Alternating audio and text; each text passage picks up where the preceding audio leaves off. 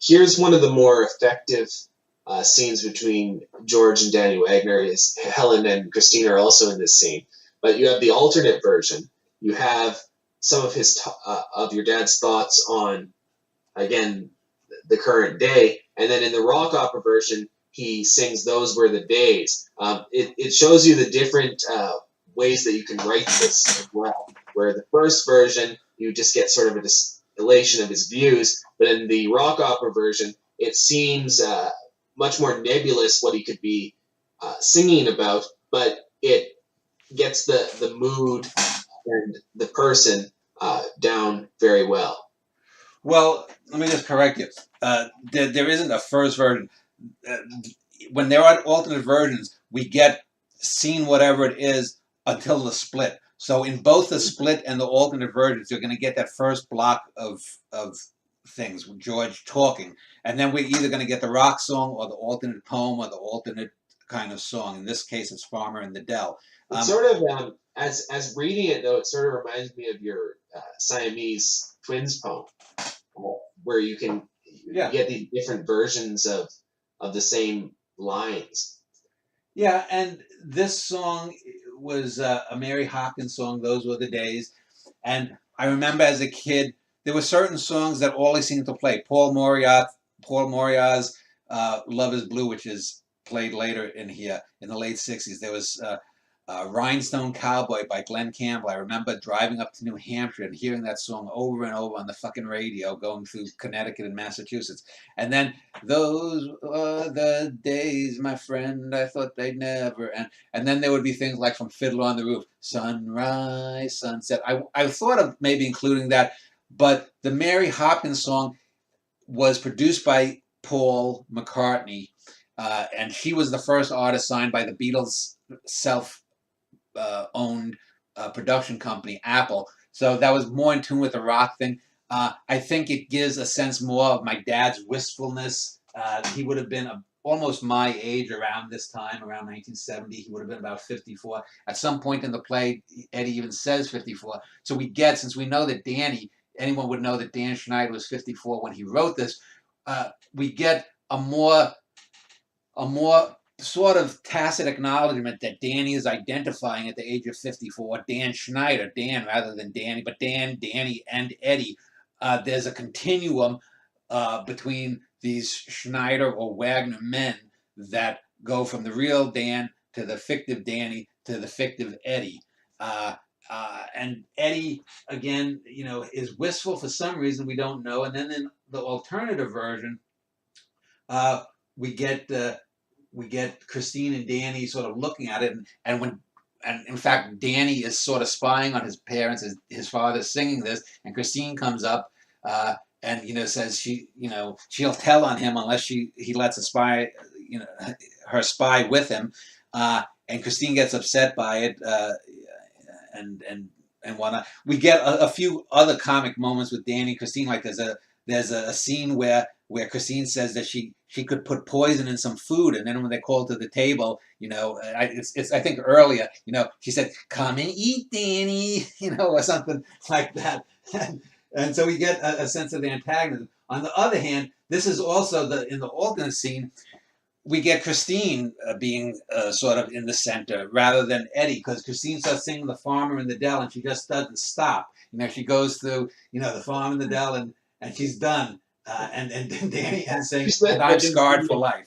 He's trying to torture her brother. Yeah, yeah. And so there are a few good lines like that. Danny has another couple of good lines like that where he comments about, in this play, Danny Wagner, and I think that in the play there is mention of "You're a Good Man, Charlie Brown." In this play, Danny in some ways is a Charlie Brown character, at least in some of the scenes. In other scenes, in the scenes where Danny is with his family, in the scenes where Danny is with Jenny Eccles and the hippies, he's more of a Charlie Brown. In the scenes where Danny is in the harder edged gangster underworld life, Danny is sort of like the Manny Cole. He's in Manny Cole mode. And then against Pastor Stagey, he is in sort of this titanic battle for his soul at the age of 9 or 8 or whatever it is that he's there. So there are different aspects of Danny Wagner, which makes him an interesting character, and also highlights the fact, as I said earlier, that this play isn't strictly chronological. The different threads, the hippie thread, the religious thread, the underworld thread, seem to be in somewhat of a chronological sense, but there's almost like 3 or 4 different chronologies side by side in this play. Then you have him interacting with Mr. Johnson named Elmo. Yeah. And they're playing chess, I believe, in, I would assume, Irving Square Park, but it doesn't specify. Well, it's after the chess game. They're waiting for a bus. So while Elmo's waiting for a bus and Danny is talking with him, probably walked him there. And, Elmo is this typical kind of, he doesn't even, at the end he calls Danny Stevie or something. He doesn't even remember the kid's name. But this is typical of these old chessmen. And this is a kind of scene that's a nice little callback for anyone who's a Dan Schneider aficionado or fan or scholar in 50 or 100 years. Elmo Johnson isn't mentioned in True Life, I don't believe. I just made the name up on the spot for one of the black chessmen that would be there. But he's typical of that kind of old guy who's, I'm not going to take any bullshit. I'm gone. But he gets on the bus, and Candy and Black Betty get off the bus. So this is their formal introduction into the thing. We saw them in the first scene, which was basically just an introduction. The first scene where we see them dancing and stripping to try to seduce grown Danny, that's sort of the Broadway extravaganza that opens a lot of these shows, where all the cast comes out and sings. But this is their real introduction into the narrative. As Elmo gets on the bus, Candy and Betty get off the bus. And they start singing the Foreigner song, Long, Long Way from Home, which is probably my favorite. In the rock opera version, though. Yeah, in the rock opera version. And it's probably my favorite song of the rock opera version here, because it's, even though, like, Jessica hates Foreigner, but this song really sums up their dilemma, the two of them coming off there. And Candy and Betty sing different verses of the song. And sometimes together. Yeah. Candy's wearing red stockings, Betty's wearing blue stockings. Yeah. It's very interesting. This is your favorite use of the song, though, or? Yeah, it's my favorite moment. I don't say it's the best, but it's my favorite moment of a use of the song, because it seems to come in, and it's not as preachy. There are some other songs that are kind of preachy. I mean, I like the Jennifer Eccles song, but this is, the Hollies are held in much higher esteem than Foreigner, and in terms of musical historians of rock.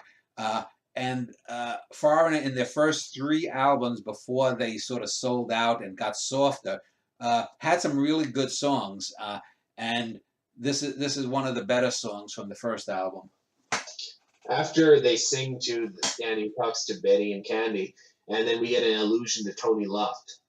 Yeah. Because apparently Tony Luft, who's the big dumbass killer from Vincetti Brothers and A Norwegian in the Family. Apparently he's a bar lizard, and we saw him in I think both of those books, at least in Norwegian. There's the scene where he's trying to pick up Carla Maravelli, who wants to hire him for a hit in a bar, and he's trying to hit on her. So we know that Tony Luft hangs around these bars, and Danny's telling them, just avoid Luft or whatnot. And Danny is the one who introduces them to the local people. Danny sort of brags that, yeah, everyone knows Danny Wagner in these places, and Danny knows the connections and how to hook the girls up with the certain pimps and whatnot. And in that way, Danny becomes, because both girls end up dead for different reasons, Danny, in a sense, becomes an enabler of their deaths, unwittingly. The next scene, I think, is one of my favorite uses of your poems, Persephone and Fall. And we have them reading different stanzas and verses from it. Yeah, and then I had to have one of them, and just going back and forth, it ended up being Candy. And now the sunflower lifts its gaze to you. And it's probably better that it's Candy, because Candy is said to, I think, be blonde, and she's the white girl. So it's a good way to end there. boom, and then I think it blackout. would be a little too obvious if Danny would have read the last line. Well, yeah, yeah. So You have scene 10, scene dropped in alternate version. So we have another scene drop where Danny's flipping through the newspaper's TV section. and this is one other scene where this Christine gets her vengeance on Danny by torturing him with a Carpenter song.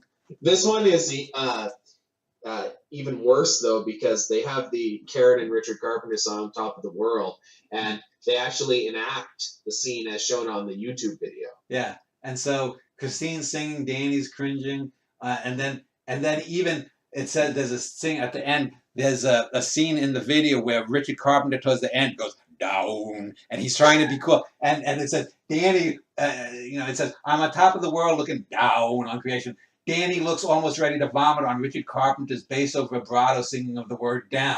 And then that ends. The corny end of the song seems Christine ecstatic, Helen and Eddie applauding her, singing and dancing, and Danny lying face down on the floor, slowly pounding his head into it. Blackout. So it's almost like a cartoon. Yeah. In the midst of this play. Yeah, and because it's funny, and because there was no poem, there was nothing that I really thought could really be an alternate version of it. That's why it's dropped. It's one of those things, though, that because it's also not cogent, we already have established Danny and Christine with Pastor Stagey. We've already established Helen and Eddie in a couple of other scenes. So we don't really need this. This is, in a sense, sort of like just a nice little scene. But since there's nothing obvious that could have been its counterpart. Last video I think that we talked, you said how you were getting back to more like how you wrote in Norwegian, where you were using public domain material and putting it in here. Obviously, with the songs. Well, I think you said that. No, you said I that. did. But I thought it was interesting that you said that, and then I look at this version, and you had deleted scenes in Norwegian as well. And now you're using these drop scenes for similar reasons. Yeah. Well, I mean, the convergent evolution, in a sense, because I can't use certain things, I'm going to I have to do that. It's just what has to be.